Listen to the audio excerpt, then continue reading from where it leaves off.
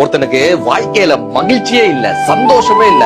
காட்டுக்குள்ள போனா ஒரு குதிரை வேகமா ஓடிட்டு இருந்தது. குதிரைகிட்ட போய் கேட்டா எது மகிழ்ச்சினா, வேகமா ஓடுறதுதான் மகிழ்ச்சின்னு. வேகமா ஓடி பார்த்தான், சந்தோஷம் வரல. சிங்கத்துக்கிட்ட போய் கேட்டான், வேட்டையாடுப்பா அதுதான் மகிழ்ச்சின்னு. இவன் பலம் கொண்ட மட்டும் எதையெல்லாம் வேட்டையாட முடியுமோ அதையெல்லாம் வேட்டையாடினான். ஆனா மகிழ்ச்சி வரல. ஒரு குயில் பாட்டு பாடிட்டு இருந்தது. பாட்டு பாடுவது மகிழ்ச்சியான்னு சத்தம் போட்டு பாடி பார்த்தான், சந்தோஷம் வரல. ஒரு கரடி தூங்கிட்டு இருந்தது.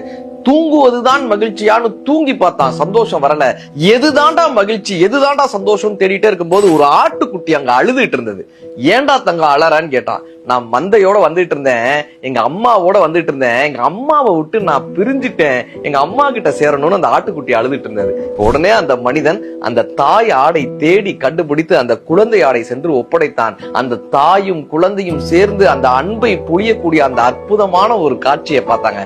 அப்போதுதான் அந்த மனிதனுக்கு புரிந்தது, மகிழ்ச்சி என்பது பிறருக்கு உதவுவதில் தான் இருக்கிறது என்று. வேகமாக ஓடுவதும் வேட்டையாடுவதும் தூங்குவதும் மிருகங்களுக்கு வேண்டுமானால் மகிழ்ச்சியை தரலாம். மனிதனுக்கு பிறருக்கு உதவுவதுதான் மகிழ்ச்சி.